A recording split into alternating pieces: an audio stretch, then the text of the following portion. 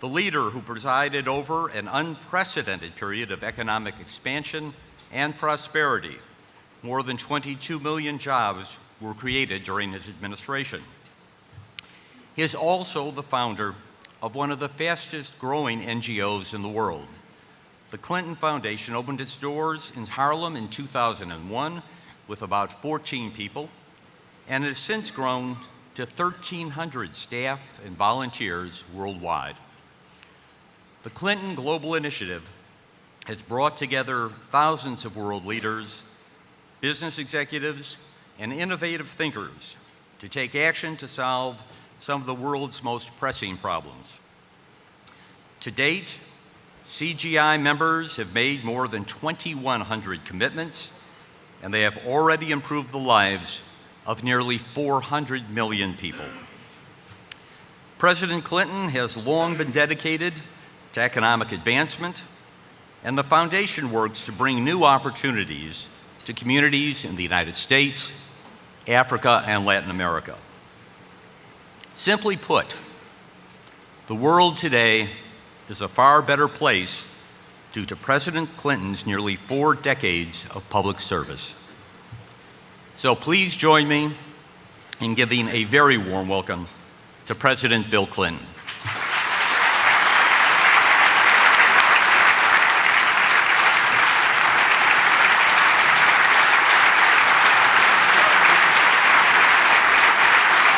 Thank you very much. Thank you. Thank you.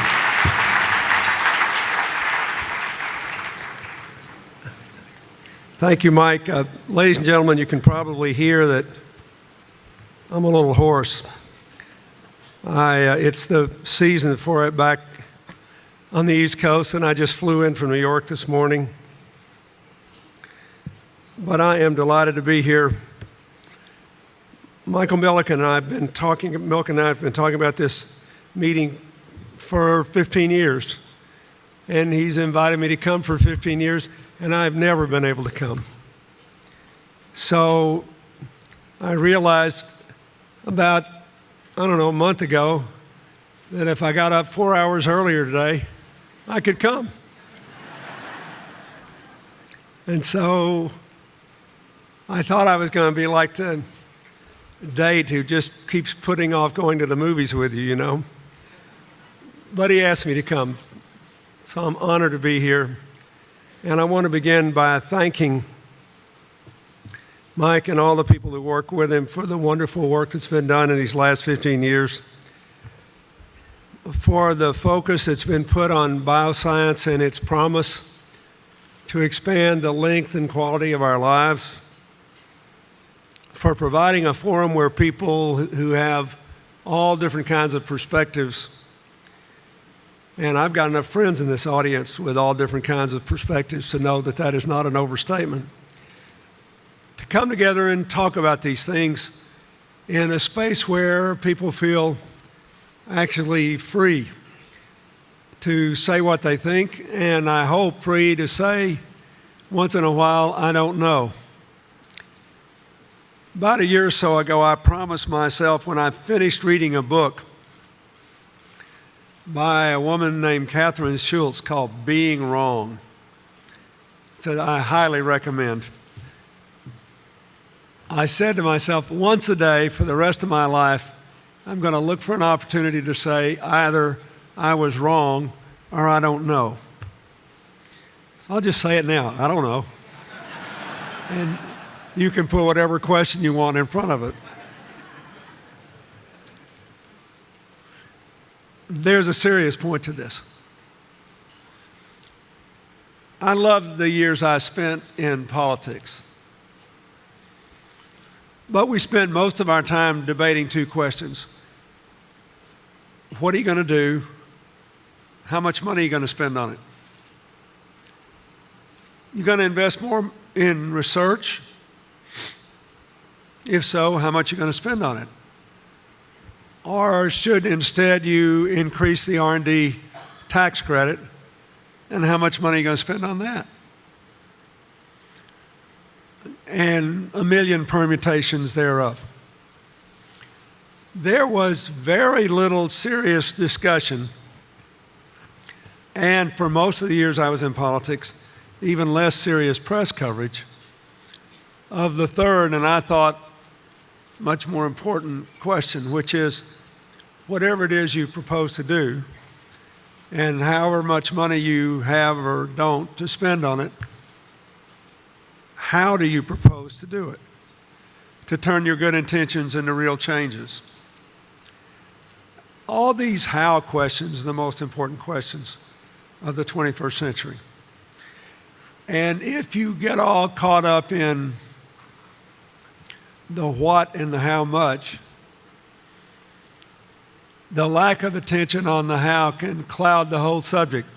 This whole deal about the Eurozone is fascinating to me because I was there. I got one of the first Euro coins. And what my successor rather disparagingly referred to as old Europe, they kind of like me because I like them. And I supported the establishment of the European Union and the expansion of the European Union and the Euro.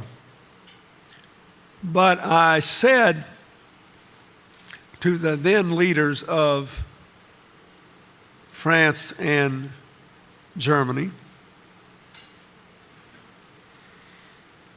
I said, you know, you guys got to think about this, because what are you going to do when one of the countries, I said, first of all, you'll let in all these core countries, and they're all about the same per capita income, and you can have all these common rules, and it'll work out fine. And I said, then it'll be like NATO. Everybody will want to join. So we had to really work out rules after the Cold War for how to let people into NATO or our Partnership for Peace so that they could make a genuine security contribution to what we were trying to do in accord with their ability, and we could help them build their military capacity without imposing excessive requirements on them so that they'd be spending so much of their GDP on military affairs they couldn't build a healthy economy. So I'd say we're going to have the same thing here. Once you do the Euro, it's going to be like a nice club, and everybody will want to grow up and join that club. And as long as things are growing, it will be fine. But you should decide now whether you wish to give an exit strategy when it turns down. And I saw this in the 90s when the United States was growing robustly and Argentina tied its currency to the dollar. Then Ecuador adopted the dollar. And it was just great for them as long as we were on the up escalator. But when things started going down, it became a nightmare. The difference between them and Greece was that they could just unhook from the dollar, devalue, and start all over again. And a lot of people didn't exactly like it, but it wasn't calamitous. It didn't end life as people knew it in their respective countries. It didn't threaten to cast a pall over South America because there was an exit strategy. So somebody asked me at the beginning of this whole crisis in Europe what I thought, and I said, really depends upon whether Greece and the other countries are going to be Ecuador or Alabama. And everybody laughed. And I said, but if you thought about it, Ecuador got no help from anybody else, but they got to get out and devalue. Alabama had to run on a balanced budget, and Arkansas did, so did all the other low-income states in America during the worst financial crisis since the Great Depression. But they got an external infusion of cash in the form of unemployment benefits, job training benefits, food stamp benefits, Medicaid. You get the deal. In 2009, for example, when the financial collapse reached rock bottom at more or less July of 2009, approximately 8 months after the collapse of Lehman Brothers, in that year, 5 million people lost their health insurance. Because unbelievably enough, the companies kept raising health insurance premiums. And employers were broke. So you had this bizarre circumstance in America where profits of health insurers went up 30 to 40%. Employers dropped coverage for 5 million people. And 3.5 million were picked up by Medicaid, the federal program with state federal match, which I thought was interesting that the health insurers were contributing to government-run health insurance. But anyway, you get the deal. There was an infusion, there were offsets, there were counterweights. So this European crisis has laid bare two problems. One, this organizational problem of letting in the more vulnerable countries with no exit strategy. So it looks like it would be calamitous to them and to the Eurozone if there were such a strategy. And yet there was no advance provision for some set of transfer funds so that it has to be jerry-rigged as we go along, like there was for all the American states when this happened. The other problem, in my opinion, is for reasons I think that are partly ideological and partly self-interested. The prescription of austerity has continued to be pushed in the face of all the evidence that it won't work. And let me just start by saying I'm not here to defend the indefensible. I know a lot of people think if they pay taxes in some of these countries, including Greece, a place I love, but a lot of people think if they pay their taxes, they're being played for fools because nobody else is. I know there are a lot of problems in various places. But I also know you can't get blood out of a turnip. And there is no evidence that in a country where there is no private demand, where interest rates are already functionally zero, that an austerity strategy will work. What normally, it may work in the short run and it may soothe the credit markets till day after tomorrow, but the problem is almost always in an economy like this, if you have premature austerity, revenues will drop even more than spending is cut. And you know, I hate all this debt, all this public debt. I think it's nuts. I think all these decades where people regularly ran big deficits while they had growth was wrong. We had 4 of my budgets were surplus budgets. We paid the debt of the country down.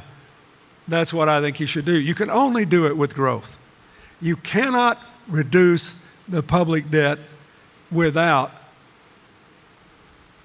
proper budget restraints, proper revenue stream, and adequate growth. And if you pretend that there's an arithmetic solution to this, just with budget cuts or tax increases, either one, without regard to growth, it will never work. This is not a left-right thing. The conservatives always want to do it by cutting spending, and the liberals, we like to do it by taxing upper-income people. But the point is, if I lived in countries in Europe where there's no growth, you could raise my taxes to 100% and it still wouldn't solve the problem, because the revenue drop would still be greater than the spending cut. are the tax increases.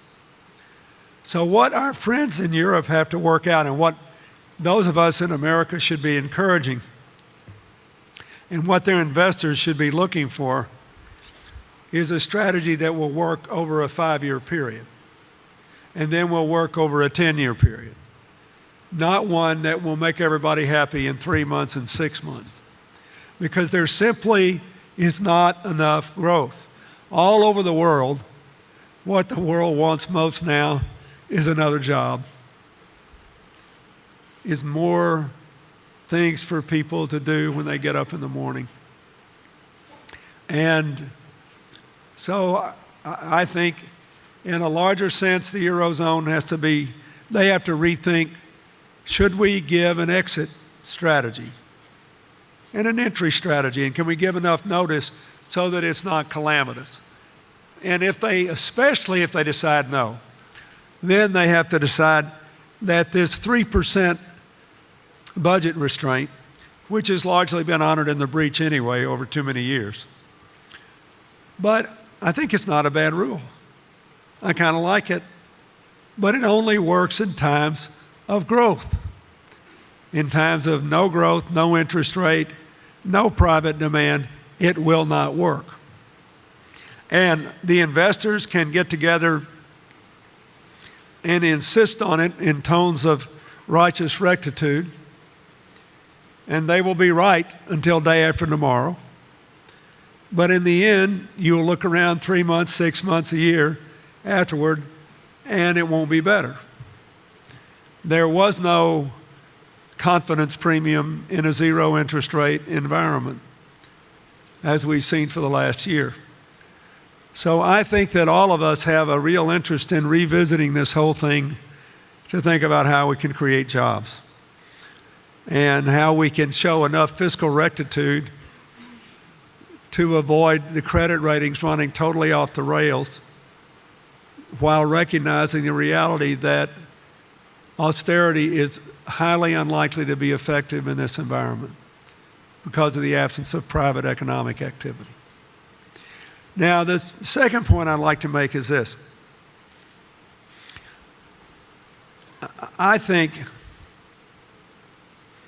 that in Europe, in the United States, in Japan, a great deal of thought needs to be given to the strategies that over the last 10 years have produced, relatively speaking, more jobs per dollar or euro invested, and those which have produced less. And we need to give a lot of thought to what, if any, role non-governmental organizations like our foundations targeting biomedical investments, for example, can have in generating a 21st century economy. One of the things that I have noticed, and most of my life is a long way from politics now. But I do have a wife who has a traveling job. So I have more time to read and think about these things than most people.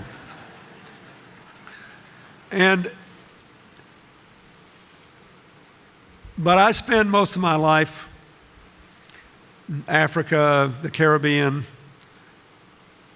poor countries in East Asia, low-income areas of South America, providing job training on the outskirts of Bogota to people blown out of their homes by narco-traffickers in need of gainful employment. And here's basically what I think we're facing the world over. In the poorest countries of the world, what they really need are things we are taking for granted right now. They need systems that give positive consequences to good behavior. If you work hard and do what you're supposed to do, you have a predictable positive consequence. Just think of all the stuff we're taking for granted here. I mean, you'd be surprised if the screen went dark, or the lights went out, or the microphone failed, or the air conditioning failed and you were rendered uncomfortable by all of this hot air I'm spouting. It would surprise you. You've come here with complete faith in the predictability of the systems that got you in these chairs. You're not afraid to drink the water. If you get bored with what I'm saying, you can excuse yourself and go to the restroom. I spend a lot of my life in places where not one of those things I just mentioned, not one, can be taken for granted. Where lots of people never get a clean glass of water. Twice as many never have access to sanitation. In a stunning little irony of the challenges we face, when I was at the inauguration of the Haitian president earlier this year, the microphone failed.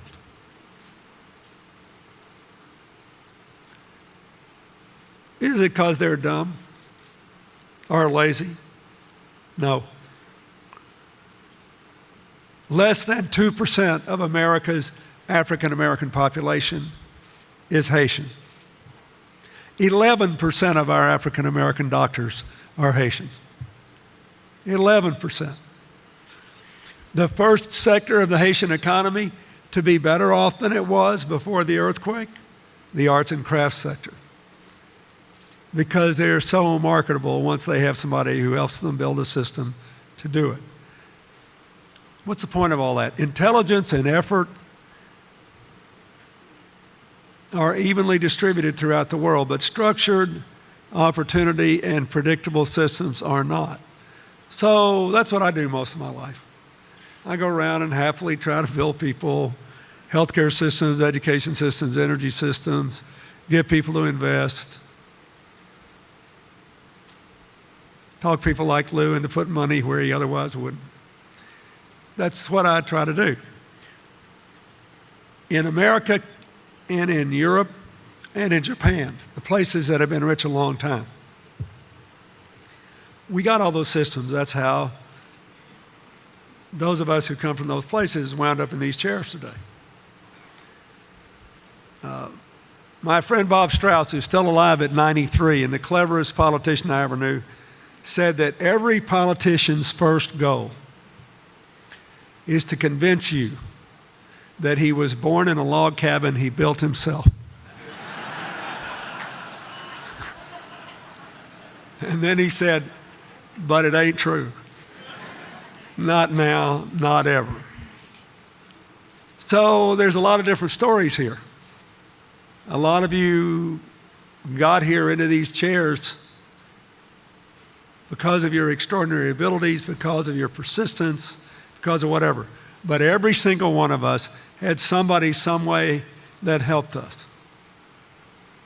We had a teacher or somebody that gave us a job in the summertime, or somebody that helped us get into a university, or somebody that gave us our first job out of school. Something. We all had that. So we've got those systems.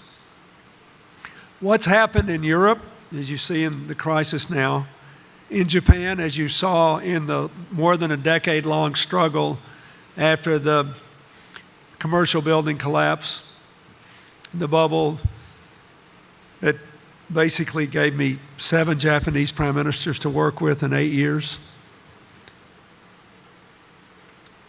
And one of them, Obuchi, was an extraordinary political leader who sadly had a stroke, or would have been, I think, wildly successful. But anyway, what happens to us is we have these systems, but they get a little long in the tooth. Long years of success breed systems that are run by those more interested in holding on to present gains than creating a brighter future, more interested in holding on to position than advancing the purpose for which the institutions were set up in the first place. And this is human nature. There are no devils here. And this is true. If you go back all the way to the Sumerians 8,000 years ago, you will see this. And it's not just government, it's business, it's television, it's whatever. If We're in the NBA playoffs, so I'm spending an inordinate time watching the ESPN now. And I was thinking, if they last another 50 years, something will go wrong there. They'll either destroy themselves or have a heck of an internal fight because of 3 or 4 crises they'll face that will require them to reinvent themselves. That's what we have to do. In America, it's what the Japanese have to do in a very different way, and it's what the Europeans have to do. So this how question becomes very important. Not how much, how. How are we going to build systems in the poor countries? How are we going to reform them in the rich countries? And how are we going to help the rising countries? Brazil, India, and China lead the way. No American should want China or Brazil or India to fail. We should want to build a common future. And they have, in some ways, both the best and worst of both countries long wealthy and countries still struggling. Consider China. I spent a lot of time working on childhood obesity in America and the rising rate of diabetes. So the Chinese and the Indians, they now have huge rising rates of diabetes and related heart and stroke problems.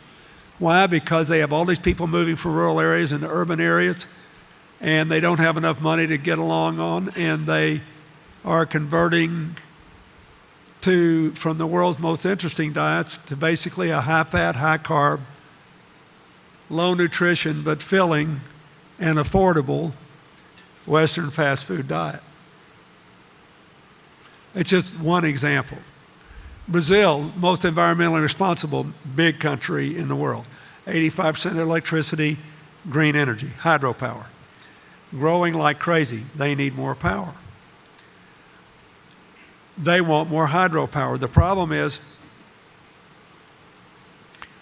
the only places now left with rivers that are deep enough and strong enough to generate the electricity are in the rainforest. So in order to build the clean energy, they have to cut down the rainforest, having reduced their annual destruction of the rainforest by 75%. They are about to go through their 5th year, the Brazilians, where they burn more of the world's most efficient biofuel, sugarcane-based ethanol, 9.3 gallons for every 1 gallon of oil. They're burning more of that than gasoline. The problem is they got to have more land to plant the sugarcane. Now, the cane will not grow on rainforest land. Rainforests have very thin topsoil. They're kept alive by canopies and moisture capturing and distribution systems. So if you want to build sugarcane, grow sugarcane, you got to go out and get that 20-foot topsoil that's all over Brazil. The problem is the more of that they claim, the more they push the soybean farmers and the cattle ranchers into the rainforest and the thin topsoil. Which brings me to my last point. Brazil so far is doing the best of any of us, and at least fessing up to the fact that they have complex problems without perfect answers. In the last 3 years, I've been there, 3 or 4 times, working with my climate change initiative to help close landfills, change urban transportation programs, change all the street lights to LED street lights. But here's what I really wanted to see. It's the decision-making process. 2 years ago, I went down and the ethanol people, 3,000 of them, were having a conference. They said, please come down here and tell us how we can avoid, by indirection, destroying more of the rainforest. We feel terrible. We have a responsibility to do better. Tell us how. Then last year, there was a big development conference, sort of like this in Manaus on the edge of the rainforest. And they wanted us to talk about, they wanted me to talk about, the other people, how to resolve these conundrums I just presented you with. Here's the important thing. Every electric utility, every oil company, all the major clean energy people, the head of the Green Party, who finished third in the presidential election, representatives of the Brazilian Indian tribes protected by a constitution, one of which will be destroyed if they build these dams in the rainforest. They're all represented. And unlike in America, not one person screamed at anybody else, called anybody else a name. They were sitting around tables talking to each other as if they were intelligent, sensate beings, and as if they might have something to learn from one another. And they recognized respectfully that there was no perfect solution. And so I said to myself, I think they got a great chance to do very well, because they recognize we're living in a world of highly interconnected problems. And the most important thing is that we have a process that enables us to stumble in the right direction. Final point. I think the biggest problem in America and the world is not this political divide between right and left. It is the psychological, political, and philosophical divide between those of us who are communitarians, whether we're more conservative or more liberal, and those of us who are essentially separatists and who see any effort to forge common solutions as some sort of secret drive for the government to take more away from us. If we live in an interdependent world, we ought to be struggling for shared prosperity and shared responsibility. To do it, we will have to find common solutions. In almost every area, there's a more conservative and a more liberal approach to that. But you have to be communitarian. It's one of the things I always loved about the Catholic bishops' social letters. They were communitarian. And the bishops, by the way, always fought about other stuff that split them from right to left, but they thought we had to go forward together. So I ask you to think about that. We are about to go into a presidential election in which it is quite conceivable that 70% of what we hear won't make a lick of sense as it relates to what we can actually do to meet these challenges for the future. Because we've confused liberal and conservative with communitarian and separatist. There's a big difference. I once was hauled up to Capitol Hill by my own party's caucus, who did not approve of the fact that I had presented a plan for a balanced budget. And I made my case. And a man who represented New York City in Congress, whom I adored, looked at me and said, "You are the most conservative Democrat since Grover Cleveland," who, by the way, was mayor of Buffalo, governor of New York. And I looked at him and I said, "You know, I always liked Grover Cleveland." The point is, and I hear a lot of Republicans talking about, you hear Mitch Daniels talking about his plan for privatizing the highways and roads. He doesn't act like Indiana doesn't need roads, or the roads aren't part of the commonwealth of the state. He just thinks there's a more conservative, less government-oriented way to increase the public wealth. That's a debate worth having. That's a debate about our future. That's not a debate about who's good, who's bad, who's dumb, who's brilliant, who's all that other stuff. So I ask you to think about that. Focus more on how. And remember, what works are creative networks of cooperation. That's why Silicon Valley's back. That's why San Diego has the largest number of Nobel Prize-winning scientists of any city. That's why the Cleveland Clinic is working to actually unravel the gnarl of how do you hire long-time unemployed, non-college educated, middle-aged people. That's why Orlando's got 100 computer simulation companies. They all found a communitarian approach forward.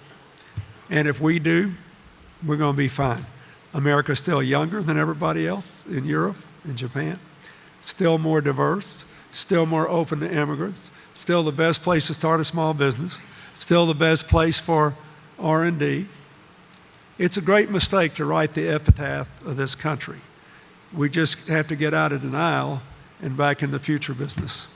Thank you very much.